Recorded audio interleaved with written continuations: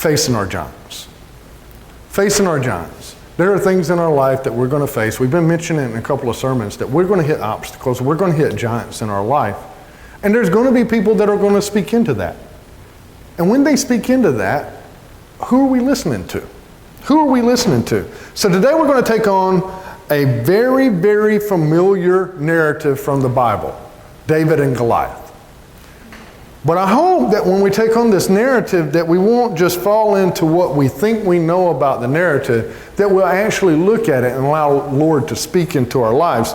We're going to talk about facing our giants. Do y'all remember back in like the early 2000s, there was a Christian movie that came out, Facing the Giants? Do y'all remember that? It was a good movie.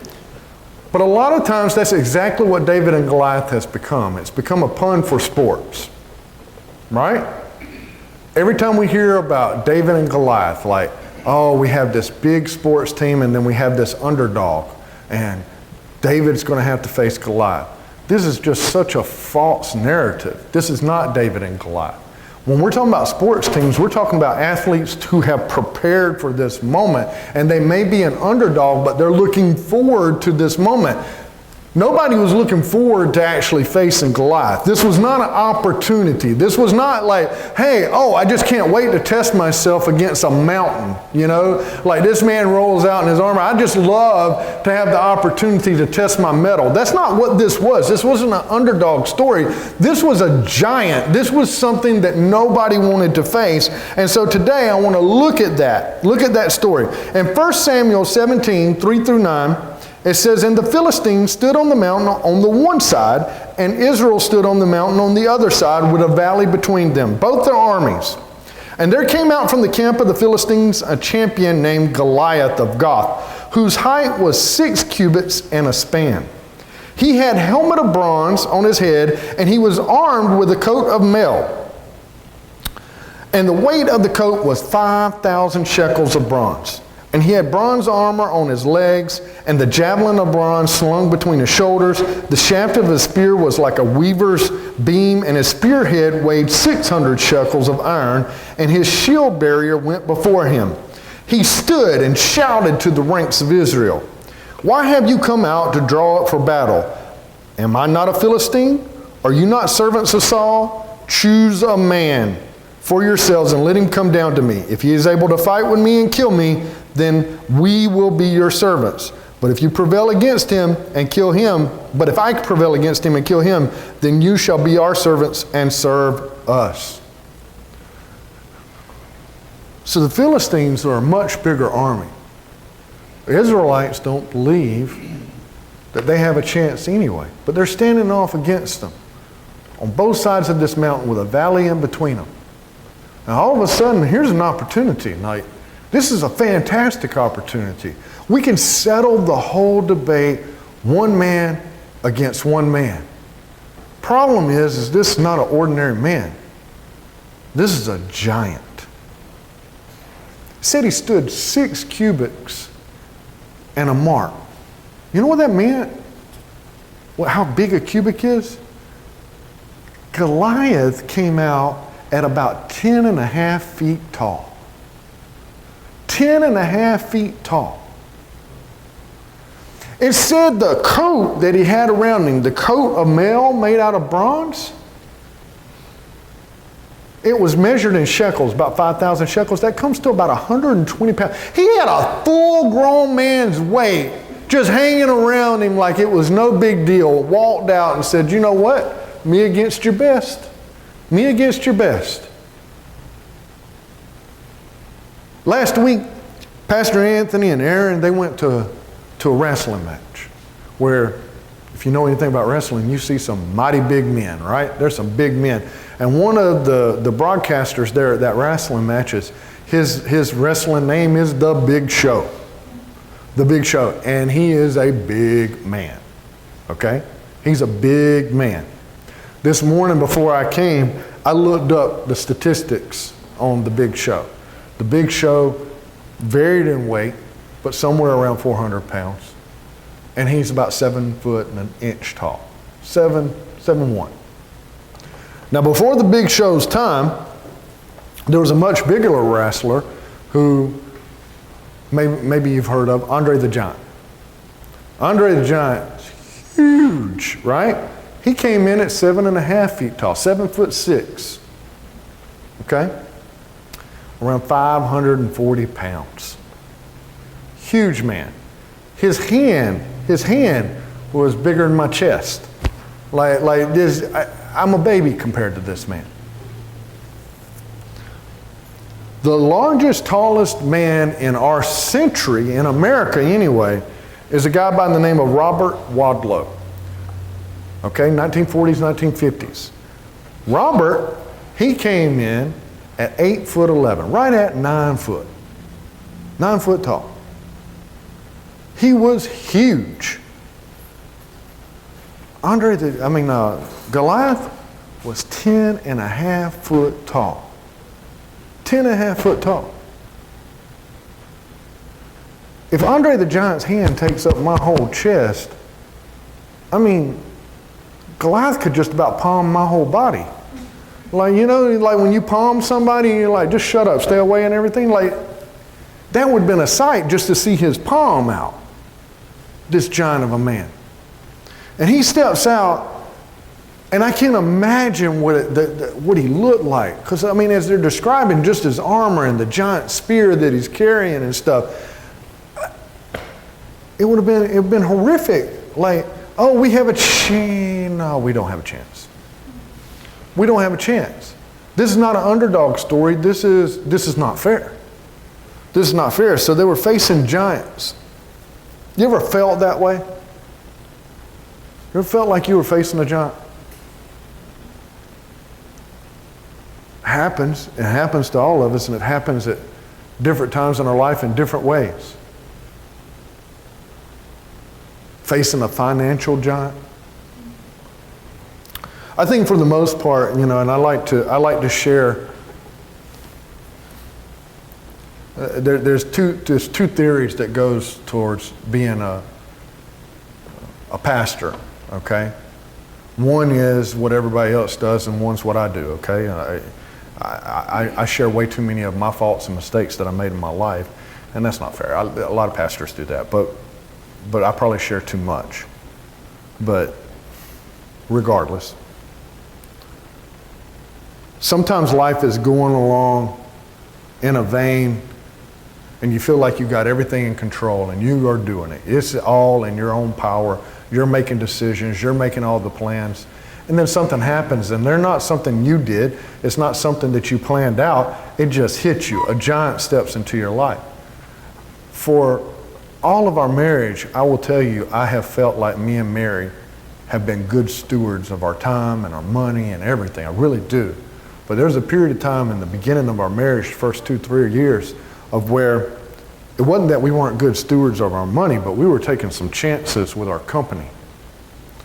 We had a hauling company at that time, dump trucks, and we were doing different things, and all of a sudden the diesel fuel prices started soaring. Everything started soaring in prices, but the work wasn't coming in, and we owed money. And no matter how hard I tried, no matter what decision I made, it was always the worst decision. There was just no way to come out of it.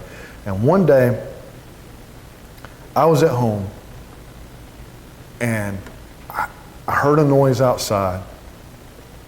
And I can't explain to you guys how confrontational I am as a person. I'm a very confrontational person. I'm not scared of people, not scared of guys, never have been. I'm very confrontational. But I remember looking out the window thinking, I don't know who's outside. And all of a sudden I saw them, and they were hooking up Mary's Suburban. And I realized it was the creditors. I've never been in that situation before. I've never been in a situation of where I've been behind on bills or anything. And I watched them pull her car off. I was so immobilized because of my shame, of everything being out of my control. I didn't even go outside. And like I said, I'm a very confrontational person. It gutted me. And I sat there and I didn't know what to do. And I didn't know how to handle the situation. I was so ashamed of the situation that I didn't want to share it with anybody. Do y'all know that feeling? Sometimes giants step into your life and it's not even all of your making. You didn't make those decisions. Things just started falling apart. Me and Mary worked really hard, and we didn't even let that car go. So stubborn. I'm so stubborn. You know what the right decision would have been by everybody else's advice? Is just to go ahead and file bankruptcy. I couldn't. I just couldn't. I couldn't bring it to myself to do that. I couldn't bring myself. Me and Mary went and got the car back. Like, we didn't even let the car go, right? Like, we went and got the car back. Everybody we owed, we paid them off. But it was one of those horrific moments of where we hit this place in the road and we're like, no matter what we're doing, nothing's working and it's all falling apart.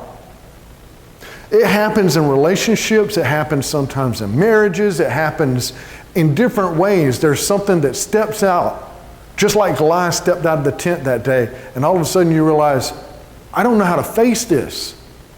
I don't know what to do in this situation. It could be health, you know? Like, everything's going fine one day and boom, you wake up and something's going on with your health. Man, everything looks great, and all of a sudden there's an announcement that there's COVID. What is COVID? Who's ever heard of that? And it changes everything, and you don't know how to face it. There's giants that enter in our life that sometimes they cripple us. Sometimes they seem overwhelming. Sometimes it's not something that we want to step up against. It's 10.5 feet tall, and it can palm our whole body out of the way.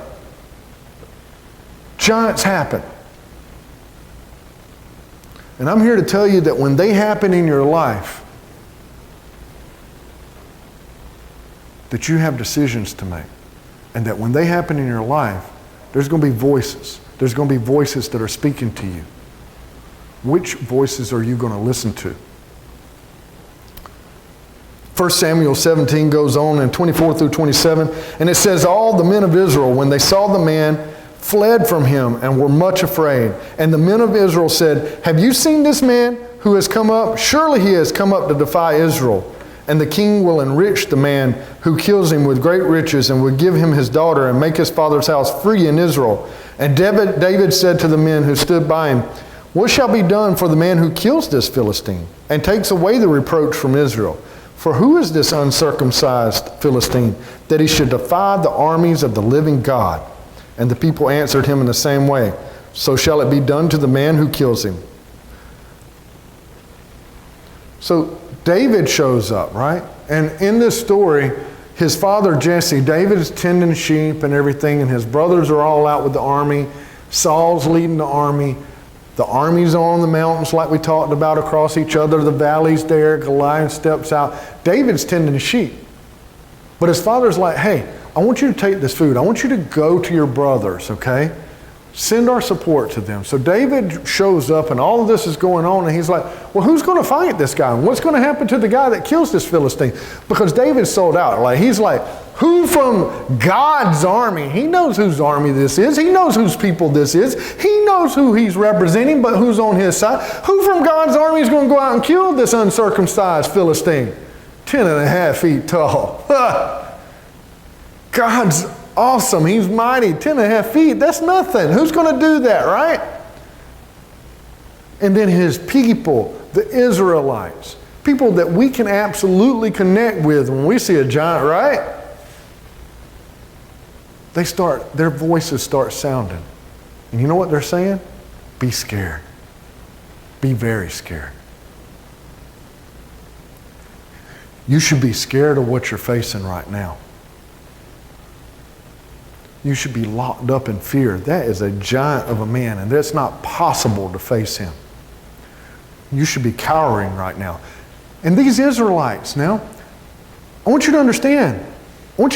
Now, we're celebrating the 4th of July. I would love the opportunity. It's got nothing to do with being a pastor, right? It's got nothing to do with being a pastor. It's just all about Danny and his flesh and everything. But I'd love to pull up a table and somewhere on Main Street, St. Petersburg, and just put up a sign that says, I'm more patriotic than you, convince me otherwise. And just have people come and talk. Because I love my country, man. I love my country. I love everything about my country. Flaws and all, warts and all, and we got plenty of warts. I'm not saying we're perfect. But I love that God blessed me and put me right here. I love my country. I love what we stand for. I know there's idiots in my country, and at times I'm one of them. Okay? But I love my country. But the Israelites were even different. They're more different than America. Because they had no doubt. They knew their history. They knew they were God's chosen people, and they had so much proof to back it up.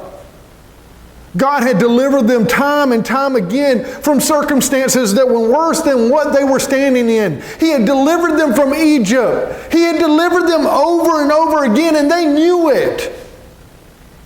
It wasn't like they had some tea party and all of a sudden there was a revolution. They had seen God move in their life. They knew who they were. They knew who they represented. Yet, given this moment, given so many different moments, God's chosen people didn't choose Him. They didn't trust in Him. And you will find time and time again that the majority of the Israelites in the Old Testament didn't place their trust in God, though He had proven Himself to them time and time again. David's own people said, be afraid. They were willing to give away everything and just be subject to the Philistines. Allow the Philistines to do whatever because of their fear.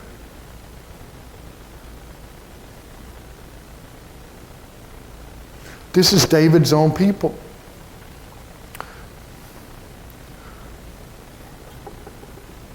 I have had the privilege in my life of being a father to some mighty wonderful girls. And I have told all of them very similar things. It's important who you surround yourself with. And all of them at some point in time went through a teenage years of where they told me, well, I can be an example to them. Right? In other words, I can change them. Doesn't matter how wild they are. I like that in them. You know? All sassy and stuff. Girls, man. Guys ain't like that. I'm sure of it. But girls, all sassy and stuff. You know why it's important who you surround yourself with? Because when you face stuff in your life and everything, they're the voices that are going to be speaking to you. Those voices are going to be speaking to you. David was surrounded by people that didn't put their trust in God. They were telling him in that moment, be afraid, be very afraid. And if it was up to those voices that were speaking to David, that would have been the end of the Israelites that day. They would just succumb to their fear and just given their rights over to the Philistines.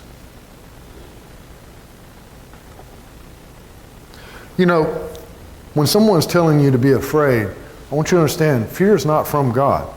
2 Timothy 1:7, Paul says, for God gave us a spirit not of fear, but of power, love, and self-control.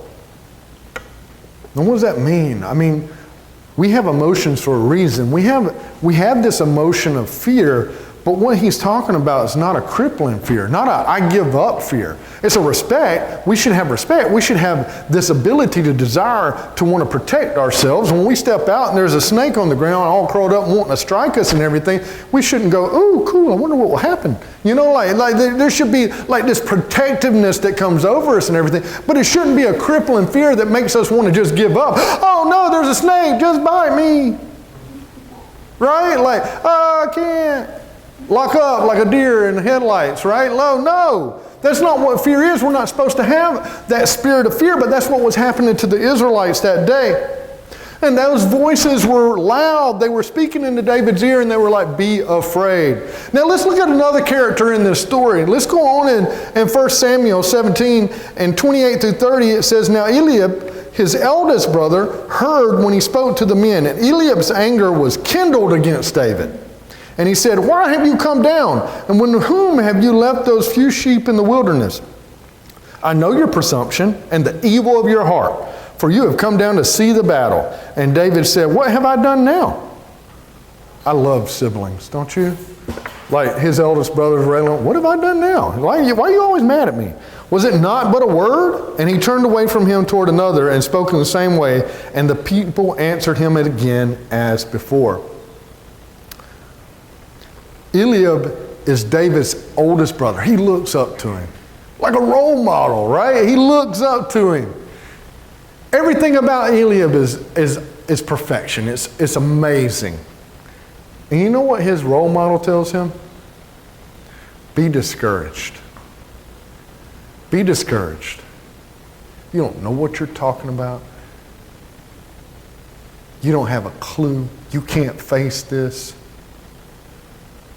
It's just, nah. Eliab was impressive. Now you might remember the story of how the prophet Samuel, he comes and God's laid on his heart that he's supposed to anoint the right king, right? Because Saul was a king that God turned his favor against. Saul's the very first king of the Israelites, but Saul decided that he wanted it to be about him, all about Saul. Instead of giving God praise for their victories and stuff, it's all about Saul. Let's make me statues. Let's make sure I get the credit and stuff. So God turns his favor and he says, you know what? I'm going to set up my own king. So he sends the prophet and he says, I want you to anoint the king. And the prophet's like, oh, I'm scared because Saul finds out. And he said, well, do it this way. And so the prophet Samuel, he shows up because God directs him to Jesse's house, which is David's father. And when he's there at the house, he knows that it's supposed to be one of Jesse's sons, but Jesse has many sons. And so I just wanted to pull one verse out so that you can understand just a little bit about Eliab. In 1 Samuel 16, 6-7, and when the sons were coming out, and it says, when they came, he looked on Eliab and thought, surely this Lord's anointed is before him. But the Lord said to Samuel, do not look on his appearance or his height or his stature, because I've rejected him. Like, that's got to be a specimen of a man, right? Like that you're sitting there and all of a sudden this guy walks out and you're like, oh, yeah, surely. This is the one God wants, right? That's pretty awesome. I felt that way yesterday. You look at me, you see how I'm made up and everything? I mean, I look like I don't want to go back in the army, right? Like I don't want to do sit-ups anymore. That's exactly right. You are seeing the results of a projection that is accurate. I don't want to do sit-ups. I don't want to go out and exercise. I enjoy my life right now. Yesterday, me and Mary had the opportunity to go over to AMP Fitness, which is not open yet, but it's going to open soon. But we're in there, and they had all their employees, and I don't think they called them employees. They have really cool little names for them, you know, like leg curl trainer or whatever they call themselves, right? But they had all these people in there, and all of them in there, and they're all specimens of human beings. You know, like dudes are walking by, like, I don't know if you know how to do anything in life, but your arm definitely looks like a tree. Like, I don't know if there's anything else you got going on for you, but you look the part, right? This is obviously, God has anointed you with the ability to pick up dumbbells because you have got it going on, right? They're specimens. Eliab was a specimen. He looked like not only was he a man that could handle himself, but he looked right all along, in all ways. And we know that David looked up to him. And here is someone that David looks up to. Someone that bigger and by every means it seems to, from other people's perspectives, better at things than David. And he's telling David, be discouraged. Be discouraged. This is too much. If it's too much for me and you look up to me, it's surely too much for you. You don't know what you're talking about. Now I know we all face giants. But haven't we discovered that there's people in our life exactly like that we looked up to, and right when we needed them most, all we're getting is discouragement? Ain't nothing like facing a giant and getting your feet kicked out from under you by somebody you look up to. telling you it's not possible.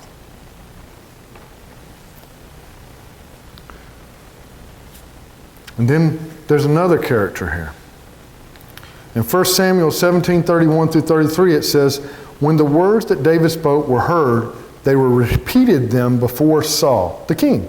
And he sent for him. And David said to Saul, let no man's heart fail because of him. Your servant will go and fight with the Philistines. And Saul said to David, you are not able to go against this Philistine to fight with him, for you are but a youth, and he has been a man of war from his youth. You got all the people that you surround yourself with, in David's case, his people, the Israelites. You got your role model sitting here speaking into you, saying you should be discouraged. And now you got authority. You got someone that you look up to. You got the king himself. Someone who has authority in your life sitting there and saying, no, you should doubt. You are too young. You don't have the experience. This is not going to work out for you. Let's find someone else. Let's find someone else. All these voices going on in his head.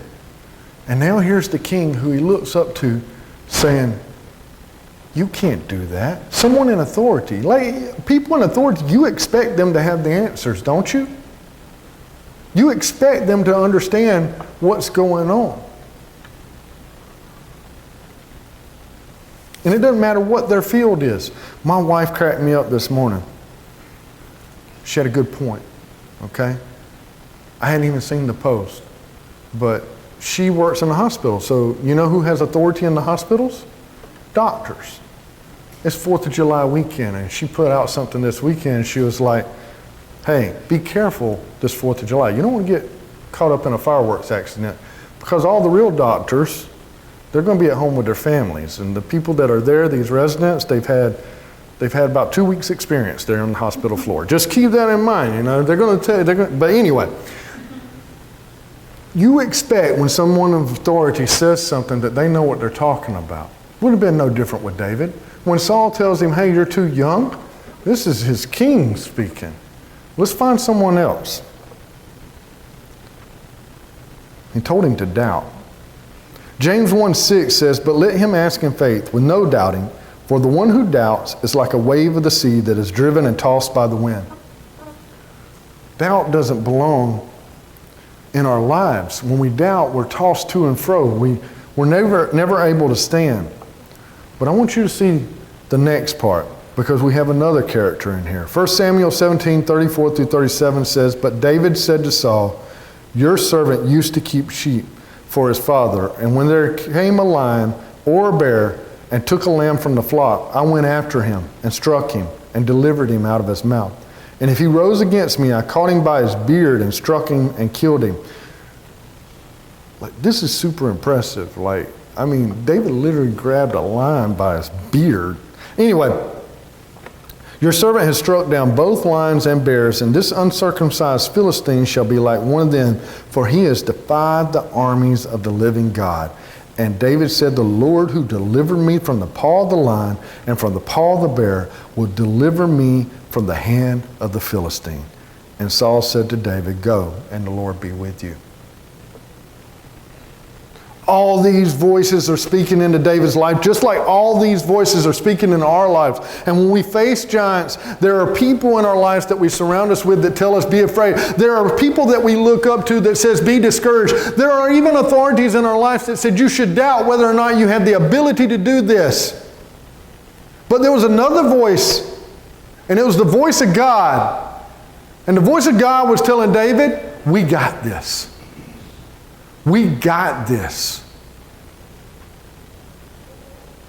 And David recounted all the times that God absolutely had delivered him. Not just his people, but just him in his life. He talked about the lion. You know, when we face things, that's exactly how the enemy is. It's like the lion. It's just circling around. It's just wanting to find a weakness, find a weak point in our life so that it can attack us. Peter says Satan is the lion. 1 Peter 5:8 says, be sober-minded, be watchful. Your adversary, the devil, prowls around like a lion seeking someone to devour.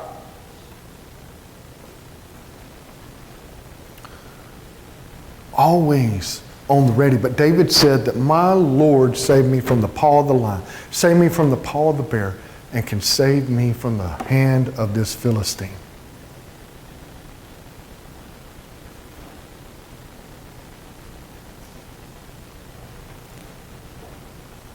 How is it with all these voices going on in our head do we hear God? How do we hear God? We got to be trying to tune into it for sure. Because there's a lot of voices that are wanting to speak to us. There's a lot of voices that are wanting to tell us to be afraid, to doubt, to be discouraged. You can't do this. How do I hear God's voice in this circumstance? I know as a man that I have the amazing ability to hear what I want to hear. I do. Every year, me and Mary are always going to go with our family about a week or two after Christmas up to Alabama and spend a week with our family. Every year we do it. And every year you don't understand what that means, what our family looks like. Our family is amazingly horrible. They're horrible.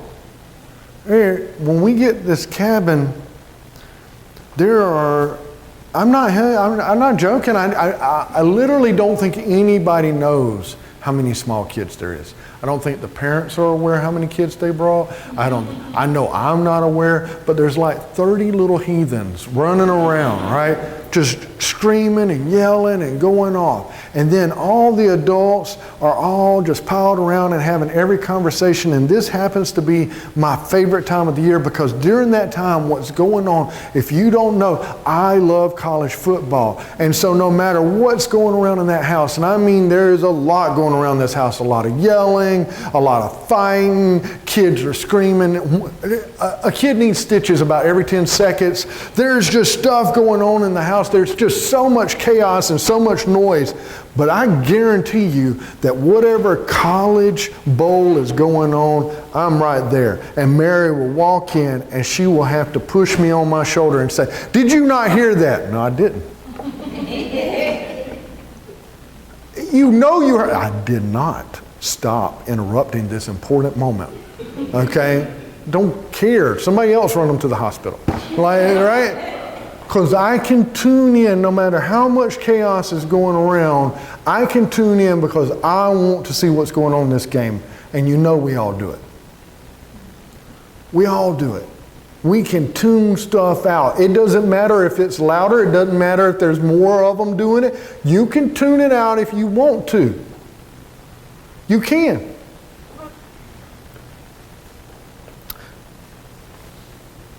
Hockey game. Has anybody ever been to a hockey game?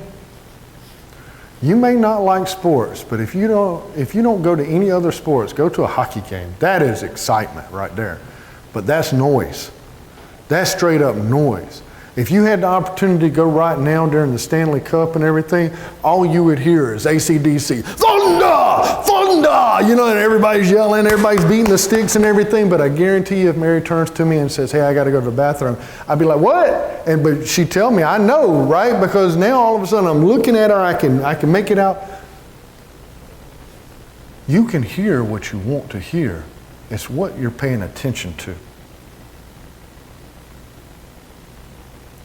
It's what you're paying attention to. Every giant that you face, everything that you face in life, God's trying to communicate to you. God's never silent. God's never dead to you. God's never abandoned you. He's right there.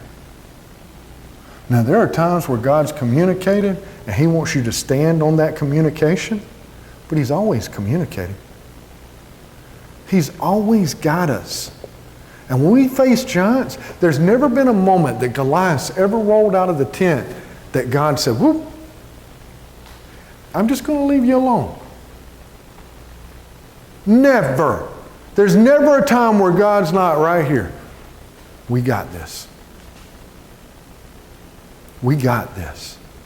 And He's wanting to show you the path. Now, if we continued in the story, it isn't that God just told David, we got this. He actually showed David how we got this.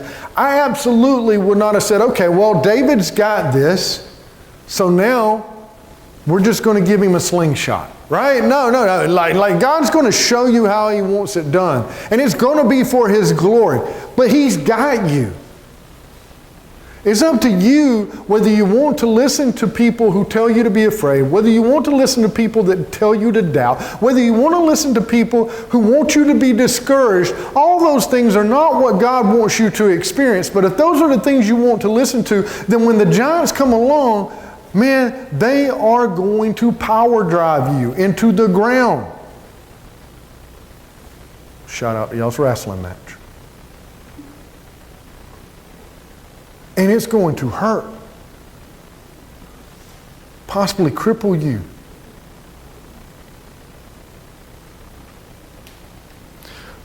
David and Goliath is a story that's used over and over again in the sports realm incorrectly to compare teams that are about to compete or to compare athletes that are about to compete.